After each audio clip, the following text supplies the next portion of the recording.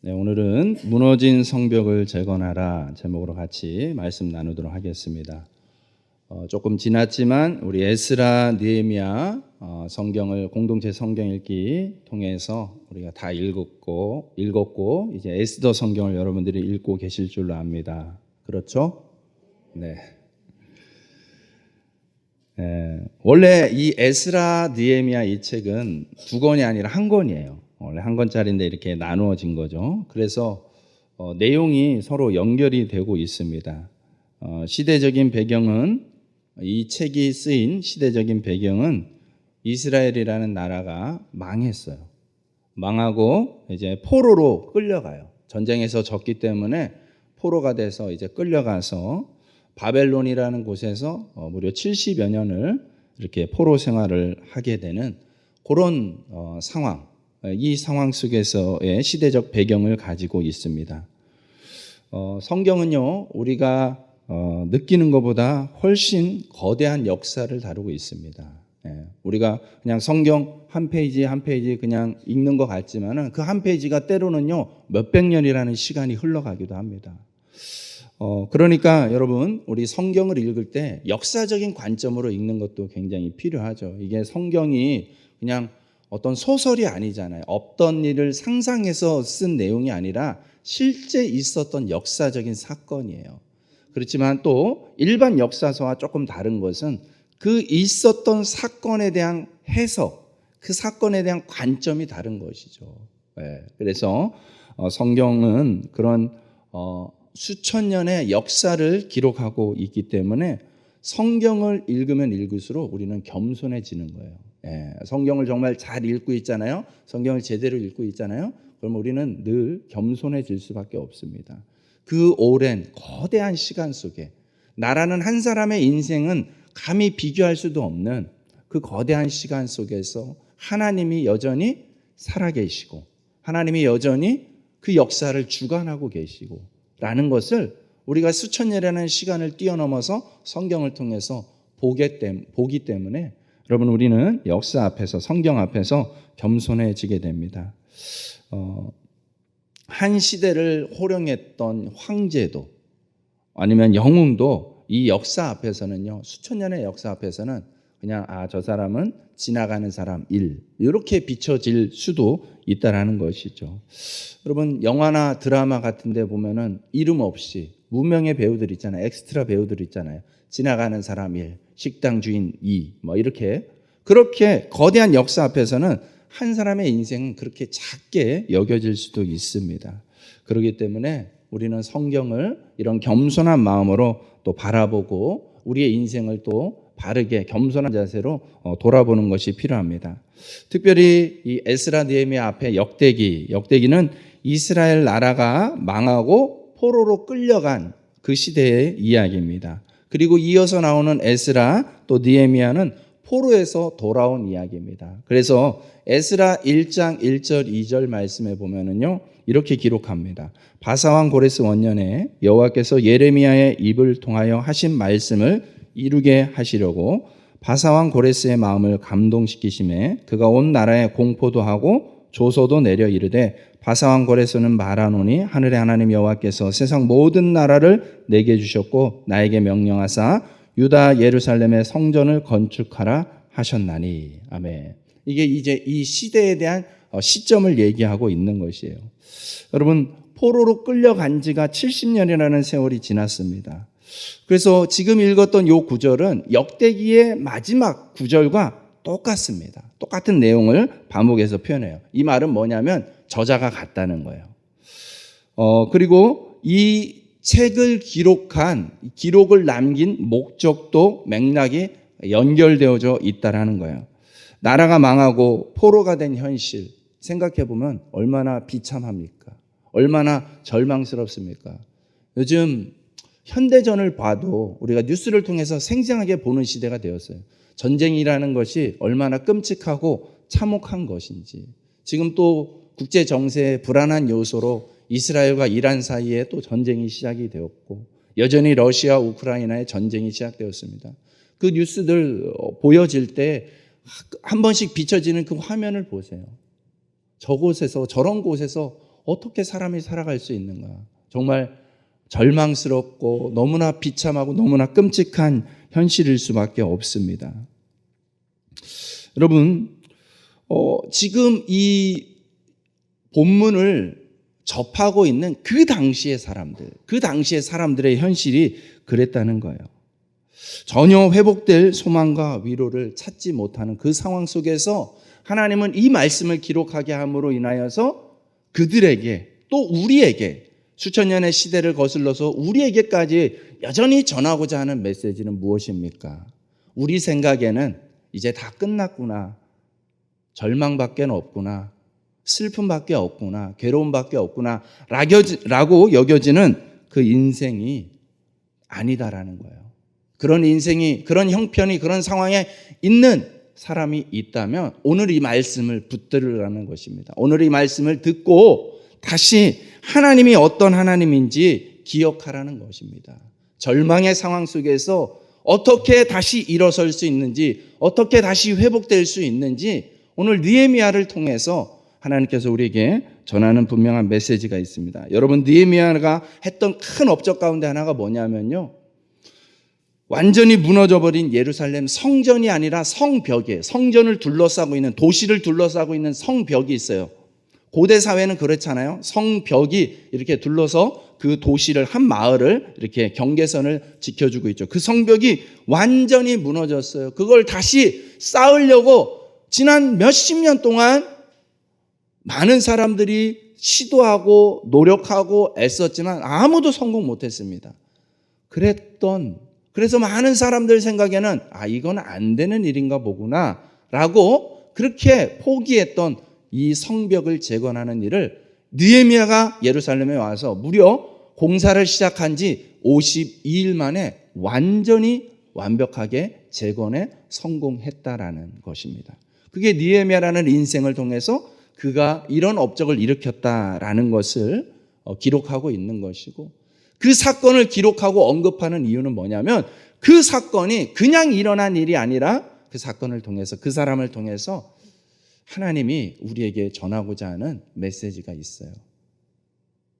우리의 인생이 혹 무너진 성벽같이 절망으로 가득해 보인다 할지라도 하나님께서 역사하시면 무너진 성벽은 반드시 재건될 수 있는 줄로 믿습니다. 얼마든지 재건할 수 있습니다. 사람의 생각에는 아니야, 안 돼, 불가능해 라고 판단한 일이라 하더라도 하나님께서 역사하시면 반드시 재건될 수 있는 줄로 믿습니다. 여러분, 느헤미야를 통해서 이런 기적 같은 일이 어떻게 가능했는지를 한번 좀 살펴보려고 합니다. PPT를 한번 띄워줘 주시면, 네. 이제 여러분들이 이제 성경을 조금 이해하는 데 있어서 작년에도 한번 보여드렸던 그림이긴 해요. 성경이 구약 39권, 신약 27권, 합해서 66권으로 되어 있잖아요. 지금 이 도표는 구약 39권에 대한 분류표입니다. 분류표. 그래서 39권이 각각의 책으로 있지만은 조금 비슷한 성격으로 좀 구분을 하자면 크게는 역사서, 시가서, 선지서 이렇게 세 갈래로 구분을 할 수가 있습니다. 문학 양식에 따라서 이렇게 나눌 수 있고 내용에 따라서 나눌 수 있는데, 역사서는 창세기부터 시작해서 에스라, 느헤미야, 에스더, 그죠? 지금 막 우리가 읽고 있는 이 본문까지가 역사서예요. 그러니까 구약의 역사라는 게 실은 막 이렇게 복잡하게 막 뒤섞여 있는 것이 아니라 이렇게 창세기부터 해가지고 이스라엘 나라가 망했다가 다시 회복되어지는 시점, 거기까지를 구약이 기록을 하고 있는 것입니다. 그리고 그 사이에 시가서는 시대를 초월하는 거예요. 시간순으로 배열을 한 게 아니라 시대를 초월해서 저 시가서의 저자들이 그 당시 느꼈던 하나님에 대한 어떤 감동, 노래, 이런 느낌들을 기록을 한 거죠. 그래서 욥기라는 욥의 인물은, 실은 어느 시대냐면 저기 창세기의 족장 시대 사람이에요. 그러니까 아브라함, 이삭, 야곱 이런 사람이 살았던 그 시대에 활동했던 인물이 욥이에요. 그러니까는 시간순으로 치자면 얼마나 앞에가 있겠습니까? 시편은 시편의 저자들은 많지만 대부분이 다윗의 시라고 본다면 다윗은 어느 시대입니까? 역사서로 보면은 열왕기, 사무엘하, 열왕기서 이렇게 되는 것이죠. 그렇게 시가서는 시간 순서가 아니라 이렇게 문학 형식으로 구분을 했다라는 것. 그 뒤에 선지서도 역시 마찬가지예요. 저 뒤에 많은 선지자들의 이름이 있어요. 저 선지자들이 활동했던 시대가 때로는 왕국 초기 시대일 수도 있고 왕국 말기 시대일 수도 있고 나라가 멸망한 이후에 활동했던 사람도 있습니다. 그래서 저 또한 시간 순서가 아니에요. 시간 순서로만 본다면 역사서까지만 우리가 시간 순으로 볼 수가 있습니다. 여기에 대한 개념이 있고요. 또 이제 느헤미야서를 우리가 알기 위해서 이스라엘이 망했대, 그래서 포로로 끌려갔대 하는데 그게 어디인지에 대한 부분들이 좀 이렇게 감이 안 올 수가 있습니다. 여러분 저기 지중해라는 바다가 있고 이스라엘이라는 나라가 네모 박스로 되어 있는데 좀 보이시나요? 위치 찾으셨나요? 예. 저희가 바로 이제 오늘날에 말하는 이스라엘 땅이고요. 저 위쪽으로 해서 화살표가 있고 아수르라는 곳이 있습니다. 아수르는 오늘날로 치자면 시리아, 레바논 이쪽 지역을 일컫는 거예요. 예. 그 아수르라는 동그라미, 오렌지색의 아수르 동그라미가 있고 그 밑에 바벨론이라는 나라가 있습니다. 초록색 동그라미로 되어 있는 바벨론. 또 그 옆에는 메데, 바사가 있습니다. 여러분 오늘날로 치자면 저 아수르는 시리아고 그 옆으로는 이라크가 있고 바벨론과 이 아수르 사이는 이라크가 있습니다. 그 옆에 메데와 바사는 오늘날 이란이라는 나라가 있습니다. 대충 위치적으로 감이 오죠. 예. 이란과 이스라엘은 1000여 킬로가 넘게 떨어져 있는 아주 먼 거리죠. 저런 곳으로 이제 끌려갔어요. 바벨론에 끌려갔습니다. 그러니까 얼마나 절망스럽고 비참한 상황입니까? 또 여러분 우리가 조금 역사적인 관점에서 이해해야 되는 것은 뭐냐면 이스라엘을 점령한 나라가 북이스라엘을 멸망시킨 나라는 아수르라는 제국이었고요. 또 남유다가 멸망시킨 나라는 바벨론이라는 나라예요.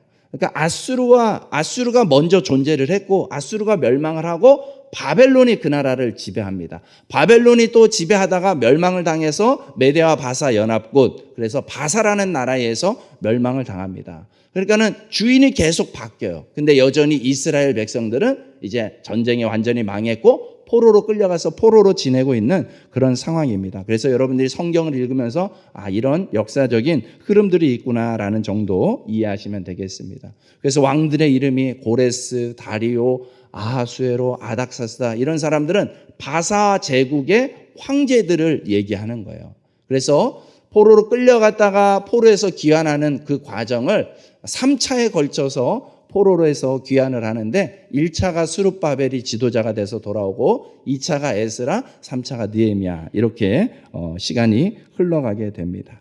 바벨론이라는 나라가 얼마나 번성했던 나라인지는 요즘 이제 고고학에서 그쪽 동네에서 고고학적인 발굴을 통해서 그 당시 저렇게 화려한 건축물이 있었다는 것을 통해서 또 그 당시에는 종이가 없었기 때문에 토판을 만들어서 저 밑에 가운데 원통이 일종의 기록물입니다. 편지 같은 책과 같은 건데 저런 식으로 실제 존재했던 역사다라는 것이 속속들이 발견이 되어지고 있어요. 고레스라는 황제가 진짜 있었구나. 그리고 그 사람이 진짜 이스라엘 백성들을 포로에서 다시 돌려보내는 그런 명령을 내렸구나라는 자료들이 고고학적인 유물들이 발견이 됐습니다. 그래서 이런 부분들을 우리가 참고로 알고 계시면 좋을 것 같습니다.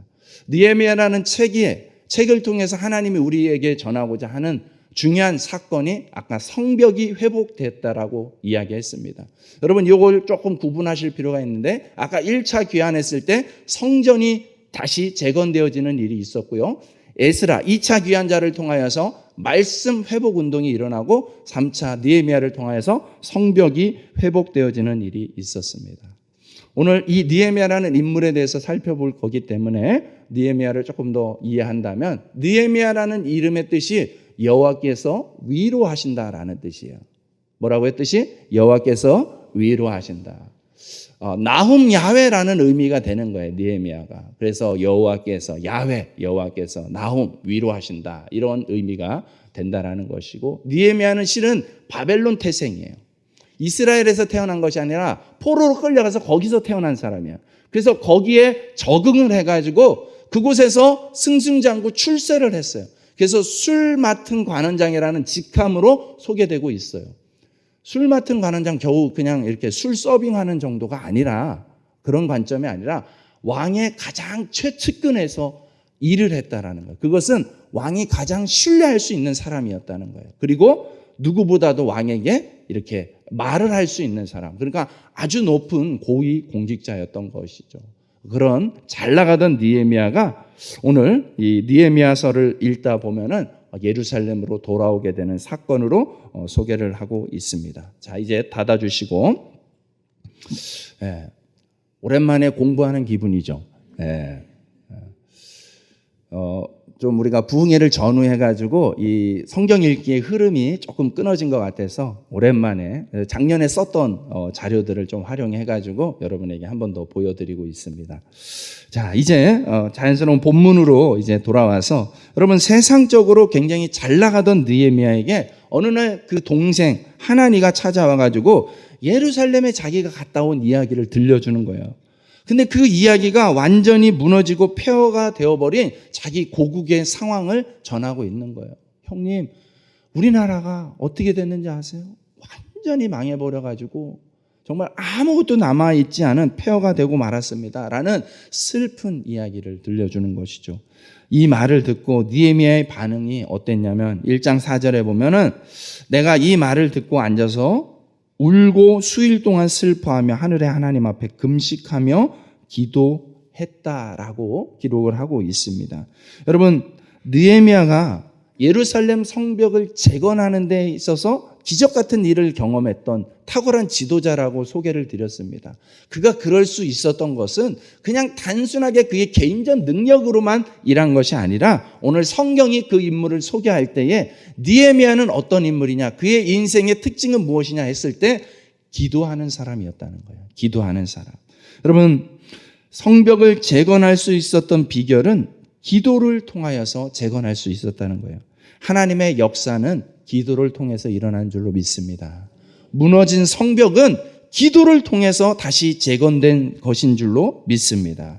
여러분, 예레미야 33장 2절 3절 제가 특히 좋아하는 말씀인데, 그래서 여러분도 같이 이 말씀을 좀 가까이 하고 할 수만 있으면 기억하고 암송했으면 좋겠어요. 기도할 때 이 말씀을 먼저 선포하면서 기도했으면 좋겠는데, 한번 같이 읽어보시죠. 시작.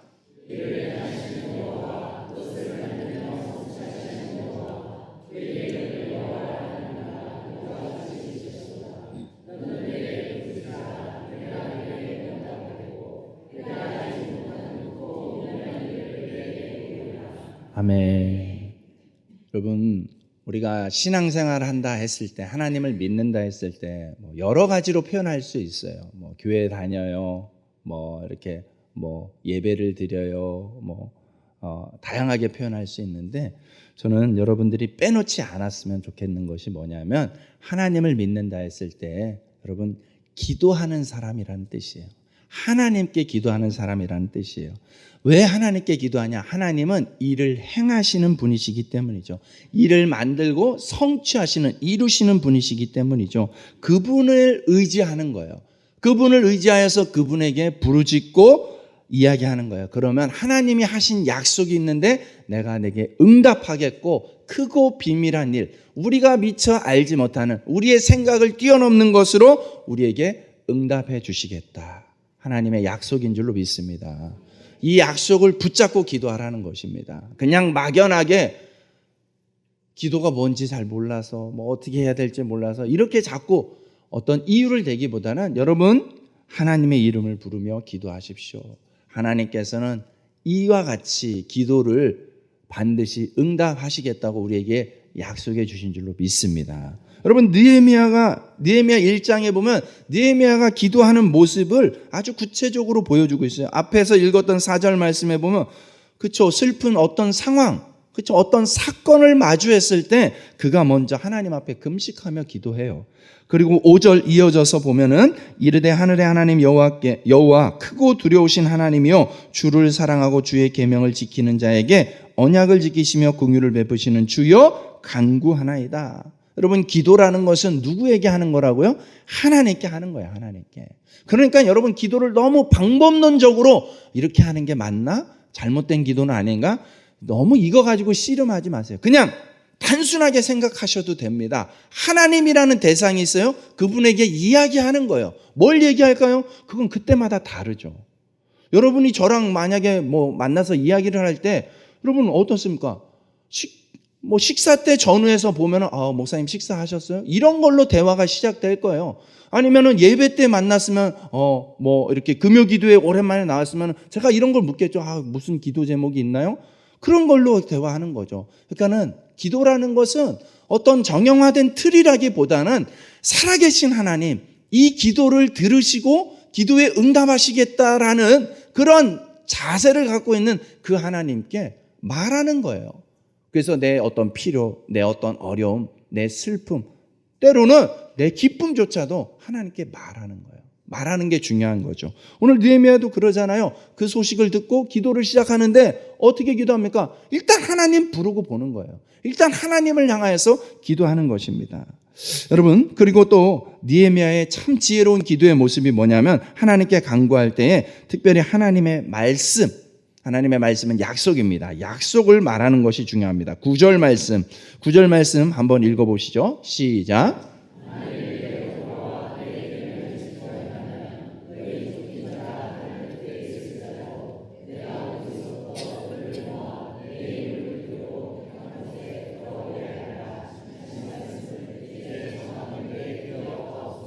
아멘. 여러분, 느헤미야가 지금 하는 기도 내용이 뭐예요? 하나님, 예전에 우리의 선배들을 통하여서 하셨던 말씀이 있잖아요. 우리가 비록 포로로 끌려가지만 회개하고 다시 돌아오면 반드시 여기를 재건시켜 주겠다고 하셨던 그 말씀 기억하시죠?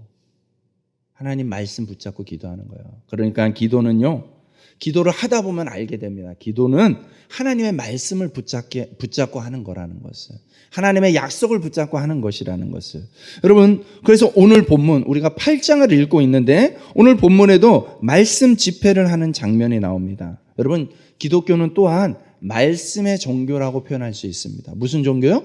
말씀의 종교라는 거예요. 말씀. 그래서 성경은 너무나 중요한 거예요. 여러분, 예수님의 본질이 뭐냐면 말씀입니다. 요한복음 1장 1절에 예수님을 의미하는 표현을 이렇게 기록을 하고 있어요. 한번 읽어보시죠. 시작.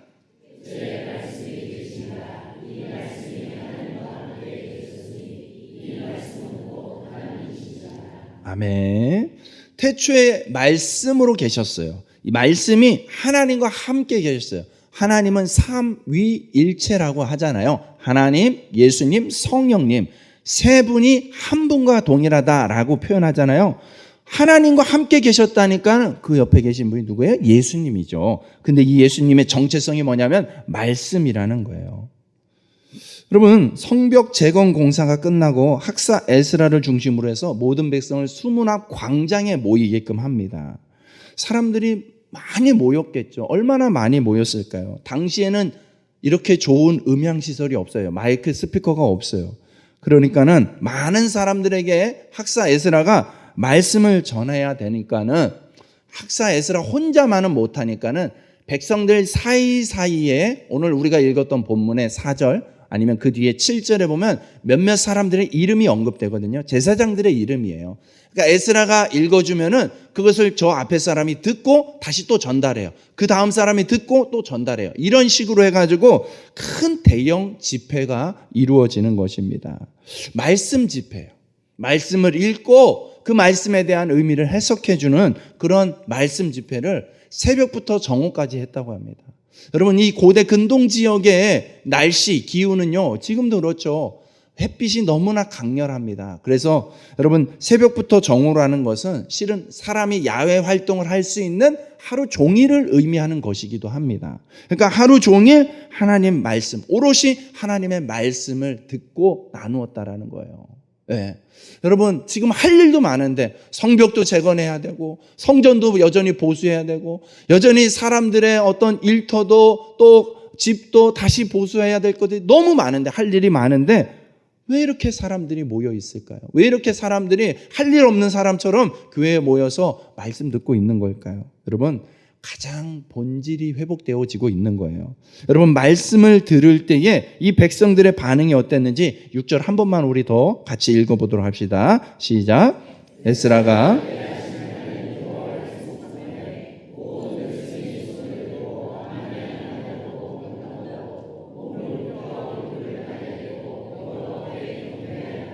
아멘. 여러분, 그냥 건물로서 외형으로서만 지금 재건되는 것이 아니라 이스라엘이라는 이 공동체는 건물로서 땅으로서뿐만 아니라 사람, 민족으로서 존재하는 것이고 또 그 안에 어떤 정체성이 존재하게 되는 거예요. 그래서 그 안에 그 무너진 모든 것들이 하나씩 재건되어지는 거예요. 그래서 오늘 이 8장은 특별히 잃어버린 말씀에 대한 회복이에요. 말씀에 대한 재건이에요. 여러분, 말씀 앞에서 백성들이 어떻게 반응하고 있습니까? 아멘, 아멘 하고 응답해요. 아멘의 뜻이 뭐라고요? 네, 그렇게 될 줄로 믿습니다. 네, 그 말씀에 동의합니다 라는 뜻을 가지고 있는 것이죠. 하나님 말씀에 동의하고 신뢰하는 것입니다. 그러니까 느헤미야는 단순히 건물로서의 성벽 재건이 아니라 말씀이 재건되는 것이고 기도가 재건되어지는 것이고 잃어버린 타락했던 신앙이 다시 고쳐지고 회복이 되어지는 것이에요. 여러분, 느헤미야는 기도가 습관처럼 훈련된 사람이었습니다. 2장 4절에 보면 왕이 내게 이르시되 그러면 내가 무엇을 원하느냐 하시기로 내가 곧 하늘의 하나님께 묵도하고. 그러니까 이 상황이 무슨 상황이냐면 왕의 최측근으로서 느헤미야가 늘 왕 곁에 있어요. 그래서 왕이 무슨 음식을 먹기 전에 먼저 맛을 봐요. 그 앞에서. 그래서 이것이 이상이 있나 없나 자기 목숨을 걸고 왕을 보호하고 지키는 사람이에요. 그런데 그런 사람의 얼굴 낯빛이 뭔가 근심이 가득해 보였던 거예요. 그래서 왕이 너 무슨 일 있냐? 라고 묻는 거예요. 이 말은 그냥 안부 묻는 차원이 아닌 거죠. 왜냐하면 고대 왕들은 많은 경우 독사를 당하게 됩니다. 그래서 왕이 가장 민감한 부분 중에 하나가 음식에 대한 부분이었어요. 그래서 그 음식을 점검하는 그 신하의 역할이 너무 중요한데 이 신하가 좀 믿음직하게 평온하게 있어야 되는데 뭔가 긴장되고 초조하고 불안해하면은 여러분 어떻습니까? 왕이 이 사람을 믿을 수가 없어요. 그러면 왕이 그 자리에서 한마디 하면 이 느헤미야의 목은 그냥 날아가게 되는 거예요. 그런 상황이에요. 그런 절박하고 긴박한 상황이에요. 그렇게 물었을 때에 느헤미야가 내가 곧 하늘의 하나님께 묵도하고 기도했다라는 거예요. 여러분, 그러니까 느헤미야가 기도하는 모습을 보면은요, 느헤미야의 기도는 어떤 예식과 절차를 차려서 하는 것이 아니라 거창하지 않아도 된다라는 거예요. 위급한 상황이라면 언제든지 기도할 수 있다라는 거예요. 그래서 여러분들이 무시로 기도할 수 있는 것은 일상생활을 하면서도 얼마든지 기도를 할 수 있는 것이죠. 기도해야 한다는 것은 우리가 다 알고 있어요. 그렇지만 실제로 기도하기는 늘 어렵다라고 이야기를 하죠. 그 이유를 역설적으로 생각해 보면 실제 기도하는 게 어려운 이유는 방해하는 세력이 있기 때문에 그렇다라고 생각을 합니다. 여러분, 사탄은 기도하는 사람을 제일 무서워해요. 그래서 성도들이 기도할 때에 그 기도를 못하도록 방해하죠. 사람들의 생각에 이상한 것을 심어놓죠. 그래서 사람들에게 기도를 우습게 여기도록 만들어요. 야, 기도한다고 뭐가 되겠니? 이런 생각들이 많이들 있죠. 그리고 막 이렇게 바쁜데 기도를 귀찮게 여기죠. 바쁘다고 생각하게 하는 것이죠. 여러분, 느헤미야 2장 10절에 보면은 이 느헤미야를 방해하는 많은 사람들, 대표적인 사람들이 등장을 해요. 호론 사람 산발락과 종이었던 암몬 사람 도비아가 이스라엘 자손을 흥하게 하려는 사람이 왔다 함을 듣고, 느헤미야가 온 소식을 듣고 심히 근심하여서 4장에 보면은 산발락이 우리가 성을 건축한다 함을 듣고 크게 분노하여 유다 사람들을 비웃으며 자기 형제들과 사마리아 군대 앞에서 일러 말하되 이 미약한 유다 사람들이 하는 일이 무엇인가? 스스로 견고하게 하려는가? 제사를 드리려는가? 하루의 일을 마치려는가? 불탄 돌을 흙무더기에서 다시 일으키려는가? 하고 뭐 하고 있어요? 놀리고 있잖아요. 조롱하고 있어요. 야, 네가 그런다고 되냐? 여태까지 수없이 시도했는데 다 안 됐어. 너 지금 헛짓거리 하는 거야. 이런 거죠. 그래서 못하게 만드는 거예요. 여러분, 여러분의 기도 생활은 어떻습니까? 마치 무언가 다시 나도 좀 이렇게 듣는 말씀이 있으니까 하나님 앞에서 좀 제대로 신앙생활 하고 싶고 바르게 기도 생활 하고 싶은데 여러분 주변에 이런 산발랏, 도비야 같은 회방꾼은 없습니까? 그런 존재들 때문에 기도를 못하고 있지는 않습니까? 조롱하는 소리에 마음이 흔들리고 있지는 않습니까? 여러분 기도를 가볍게 여기고 기도한다고 무슨 일이 일어나겠나? 라는 생각에 여러분의 생각을 빼앗겨고 있지는 않습니까? 여러분 이 시간에 제가 권면드립니다. 진심으로 권면드립니다. 여러분 그 생각이 달라지기만 하면 돼요. 그 생각이 달라지기만 하면 돼요. 어떻게 해요? 기도를 안 할 이유가 실은 기도할 이유가 되는 거예요. 여러분 바빠서 기도를 못합니까? 바쁘기 때문에 기도해야 될 줄로 믿습니다. 중요한 일을 앞두고 있기 때문에 기도해야 되는 것이죠. 기도하지 않는 수많은 이유는 사실 기도할 이유였던 것입니다. 여러분 이렇게 생각이 달라지기를 축복합니다. 또한 기도에 대해서 오해하고 있는 부분이 기도는 성전에서 엎드려서 하는 게 전부가 아니라는 거예요. 여러분 이렇게 예배 시간에 나와서 기도 시간에 나와서 성전에서 교회에서 기도하는 거 너무 중요합니다. 하지만 여러분 그것은 기도의 시작에 불과하다는 거예요. 여러분 기도의 완성은 어디서 이루어집니까? 여러분의 삶의 현장에서 기도가 완성되어지는 줄로 믿습니다. 여러분의 일상 가운데서 삶의 일터 가운데서 가정에서 했던 여기서 시작한 기도가 이루어지는 것이죠. 여러분 기도하면은 그렇게 우리의 삶의 일터 가운데서 하나님께서 응답해 주시는 줄로 믿습니다. 하나님이 응답해 주실 때 또 우리가 갖고 있는 오해가 뭡니까? 하나님의 응답이 음성으로 들릴 때도 있어요. 예를 들어서 제가 기도하고 있는데 기원아 네가 기도하는 거 내가 다 들어줄게 이러면 얼마나 기도할 맛이 나겠습니까? 그렇죠? 여러분 이런 육성의 음성을 들어본 적 있어요? 들을 수도 있습니다. 들을 수도 있지만 실은 그러나 진짜 기도 응답, 보편적으로 나타나는 기도 응답은 뭐냐면 마음으로 깨닫게 되는 거예요. 마음으로. 기도할 때 하나님이 주시는 생각이 있고 깨달음의 마음이 있거든요. 오늘 느헤미야도 기도 응답을 이렇게 경험해요. 2장 12절에 보면은 내 하나님께서 예루살렘을 위해 무엇을 할 것인지 내 마음에 주신 것을 내가 아무에게도 말하지 아니하고 밤에 일어나 몇몇 사람과 함께 나갈새 내가 탄 짐승 외에는 다른 짐승이 없더라. 아멘. 내 하나님께서 예루살렘을 위해서 무엇을 할 것인지 내 마음에 주셨다라고 이야기합니다. 나의 마음으로 깨닫게 하시는 거예요. 그게 하나님의 응답이에요. 그리고 여러분 중요한 건 뭡니까? 그 깨닫게 하시는 그 음성을 여러분의 삶으로 실천해야 될 줄로 믿습니다. 느헤미야 4장 16절 17절 그때로부터 그렇죠? 그런 마음이 들었어요. 그런 정탐 준비 작업이 끝났어요. 그때로부터 내 수하 사람들의 절반은 일하고 절반은 갑옷을 입고 창과 방패와 활을 가졌고 민장은 유다 온 족속의 뒤에 있었으며 성을 건축하는 자와 짐을 나르는 자는 다 각각 한 손으로 일을 하며 한 손으로 병기를 잡았는데 아멘. 여러분 이게 어떤 장면인지 연상이 돼요? 성벽을 재건 공사하는 거잖아요. 돌을 실어다가 돌을 깨서 이렇게 맞춰서 쌓고 하는 일을 해요. 그런데 어떻습니까? 아까 산발랏 도비야 같은 회방꾼들이 있단 말이에요. 말로만 협박하는 것이 아니라 실제 위협을 가하기도 해요. 공격을 해오기도 해요. 그렇기 때문에 한 손에는 갑옷을 입고 창과 방패와 활을 갖고 일을 하는 거예요. 절반은 그렇게 일을 하고 절반은 지켜주면서 그렇게 일을 하는 거예요. 여러분 기도만 그냥 소리만으로 끝나는 것이 기도가 아니라 기도하는 사람은 삶 속에서도 이렇게 최선을 다하며 살아간다는 것입니다. 여러분 기도하는 사람은 반드시 삶에 있어서도 최선을 다하는 모습으로 살아가시죠. 느헤미야가 얼마나 성실하고 능력이 있으면 여러분 식민지 출신임에도 불구하고 왕궁에서 저렇게 높은 자리까지 출세를 할 수 있었겠습니까?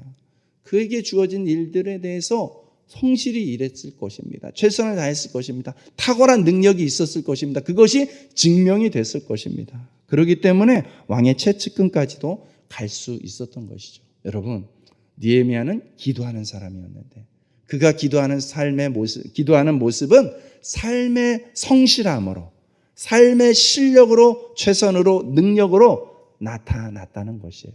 그래서 그런 모습을 통하여서 하나님께서 이 많은 사람들이 시도했지만 하지 못했던 이 불가능해 보이는 일들을 결국에 해내는 놀라운 역사가 일어날 수 있었다는 것입니다. 오늘 이 사건을 하나님께서 기록하면서 우리에게 전하고 있는 줄로 믿습니다. 여러분, 그래서 우리가 회복돼야 되는 거, 우리가 무너진 삶의 어떤 현장 속에서 무너진 그 성벽을 재건한다라는 것은 여러분 우선적으로 외적인 것도 재건되어야 되지만 우선적으로 본질적으로 여러분 기도가 회복되어야 될 줄로 믿습니다. 하나님을 믿는 것은 기도하는 거예요. 또 무엇입니까? 그 기도에 강력한 힘을 얻기 원하면 여러분 말씀이 회복되어야 될 줄로 믿습니다. 여러분 말씀과 기도는 가장 기본이 되는 거예요. 가장 기초가 되는 거예요. 여러분 올해 우리 교회의 주제가 무엇이라고요? 하나님을 경험하라. 하나님을 경험하는 거라는 것은 무엇입니까? 여기 이제 노란색 색깔의 현수막이 있어요. 하나님을 경험하는 교회 해서 그 위에 항목을 적어놨어요. 어떤 영역이 있어요? 예배, 소그룹, 말씀과 기도예요. 저 영역에서 우리는 하나님을 강력하게 경험할 수 있습니다. 예배의 자리에서 하나님을 경험할 수 있습니다. 소그룹, 우리 교회 소그룹은 뭐가 있어요? 목장 예배를 통해서 여러분들은 하나님을 경험할 수 있습니다. 말씀과 기도가 회복됨을 통하여서 하나님을 경험할 수 있는 줄로 믿습니다.